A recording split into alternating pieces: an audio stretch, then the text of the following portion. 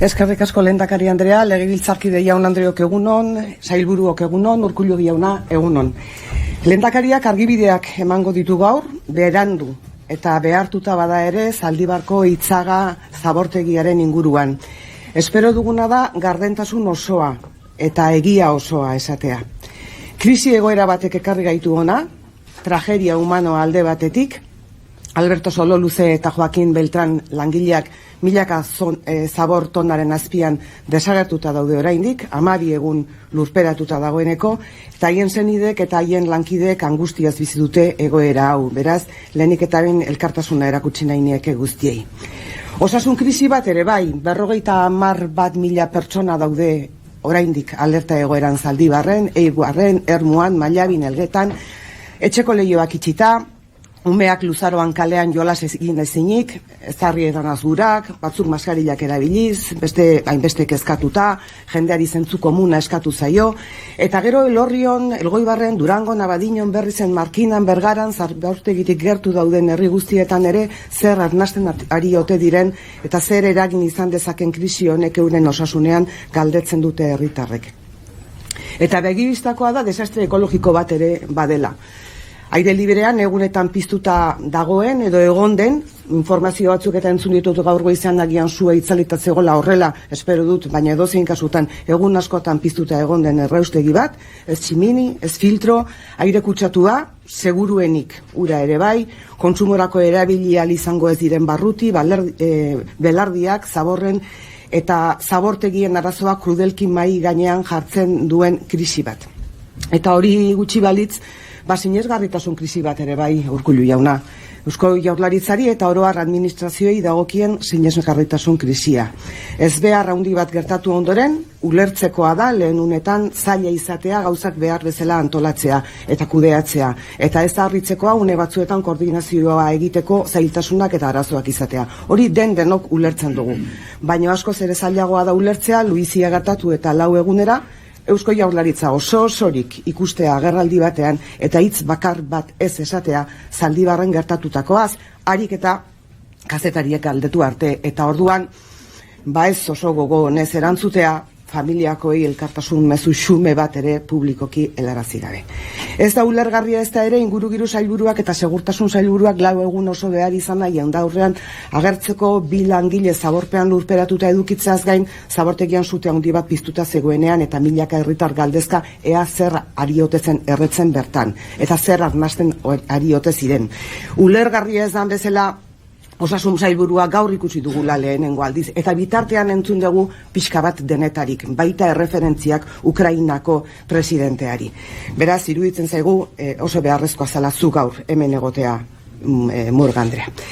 Eta zer esan administrazionek eta gobernu honen bozeramaileak berak Erkoreka jaunak behin eta berriro errepikatutako ez, airearen kalitatea ona zela, ez zegoela zertan kezkatu, jakinik dioxina eta furanoen kutsadura maila oraindik etzela ezagutzen, ulertzen dugu zer esan zuen momentuko datuekin, baina prebentzio eta kautela neurri batzuk ere badaude hartu beharrekoak, jakinik oraindik ere zesikeko datuak ez zirela iritsi.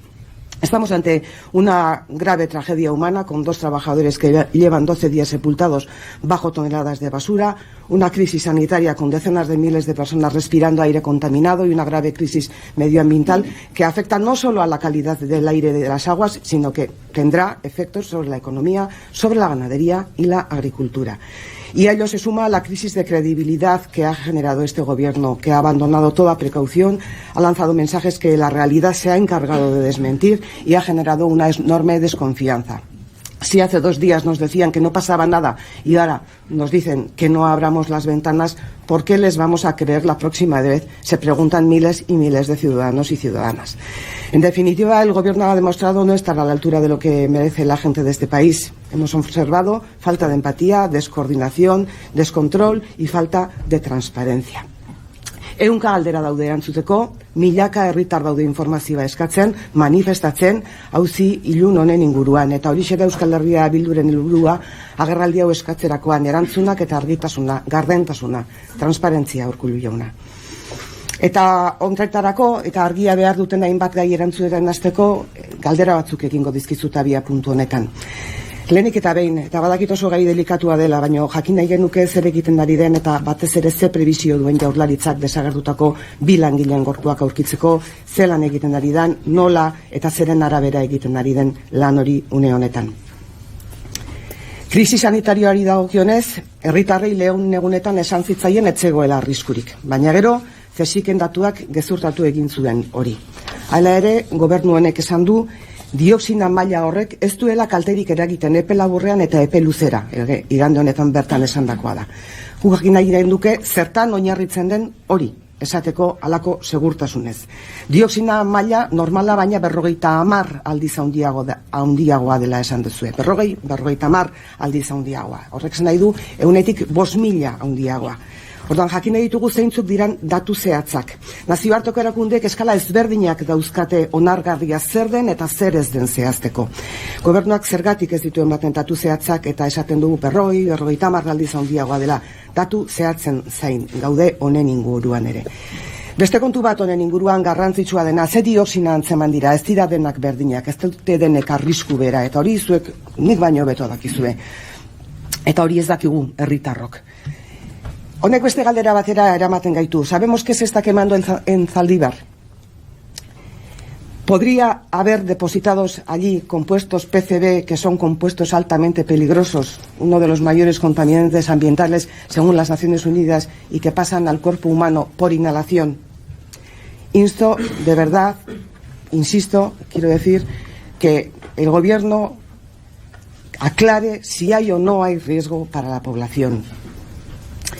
Y el tema de lo que se puede estar quemando nos lleva a la situación del vertedero que recibió la peor calificación posible en la última inspección en junio del 19 por incumplimientos severos o un cúmulo de incumplimientos. Se ha hablado de irregularidades en el drenaje de las aguas, de rellenos no autorizados, de vertidos no autorizados. Esperemos que nos aclaren cuáles son esos incumplimientos porque hemos escuchado explicaciones genéricas pero ninguna concreta. Como nos tendrán que aclarar qué hizo el gobierno para que se subsanaran los incumplimientos, si es que hizo algo, y cuál fue el motivo para que 8 meses más tarde no se abriera un expediente a la empresa por muy a punto que estuvieran. ¿O por qué dijo el portavoz del gobierno que los incumplimientos no tienen nada que ver con el desprendimiento? ¿Acaso conoce el portavoz del gobierno o este gobierno las causas del desprendimiento? Si las conocen, cuéntenlas, y si no las saben, ¿no exigiría esto una cautela mayor? Konstante bat izan da gobernuaren aldetik zuhurtzia falta. Aireak ez zuela arazorik izan zuen arte. Ura ondo zegoela Zaldibarko udalak ez edateko eskatu zuen arte. Zuhurtzia falta eta gardentasun falta eta deskoordinazioa eta desborde handi bat. 9 ordu behar izan ziren amiantoaren presentziaz jabetzeko.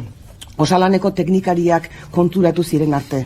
Baina gobernuak bazekien amiantoa zegoela. Azken 3 urteetan 7.000 tona amianto baino gehiago sartu zirelako zabortegi horretan. Beraz, galdera da nork koordinatzen du gobernu hau. Deskoordinazio horrek dozenaka langile jarri zituen arriskuan eta erreskate lanak etetea ekarri zuen. Behar bada oso ordu importanteak galduz. Behar bada ez, behar bada beste arrazoi batzuk ere bat zeuden, batez ere 2 puntuetatik batean lanak eteteko, baina hori argitu beharrekoa dago. Edozein kasutan, hainbat langile amiantoaren kontaktuan egon ziren. Eta orduak aurrera eginala, deskoordinazio hori handitzen joan zen. Hasieran amiantoa izan zen, gero sua, gero zabortegiaren egonkortasuna, eta bitartean familiek diote, eta egotzi diote gobernuari eta lehendakariari, babes eta atentzio falta. Zonaldeko herritarrak eta alkateak ere bai. Elgetako alkateari uko egin zaio presentzia krisimailan eta egoerari buruzko informazioa, eta zabortegitik 4 kilometrotara dago. Parlamentu honetako taldeok ez dugu informaziorik izan. Gertatutakoaren espedientea eskatu dugu eta ez zaigu eman, eta espero genuen agian gaur ekorreko zen dutela, agian ekarri dezue, baina momentuz ez daukagu. Hitz batean gobernua desbordatu egonda eta lehendakaria hasieran desagertua. Egoerak larri izaten jarraitu du, informazio asko falta zaie herritarrei eta ondolegoke aipatutakoaz gainera zehaztea, ze garantia dauden gainerako zabortegien inguruan, hasi zarete bilera batzuk egiten, zer neurri hartu dituen gobernuak gainerako zabortegiak behar bezala ikuskatzeko, honelakorik berriro ez gertatzeko, ikusteko zer jasotzen dan dauden baimenen arabera zabortegi bakoitzean, baina kontrol hoietatik kanpo zer jasotzen duten zabortegi hoiek, etorkizunean hartu beharreko neurriez ere hitz egin beharko dugu jarraian hainbat galderari erantzuna ematen diezunean, baina nire txanda honekin amaituko dut. Eskerrik asko.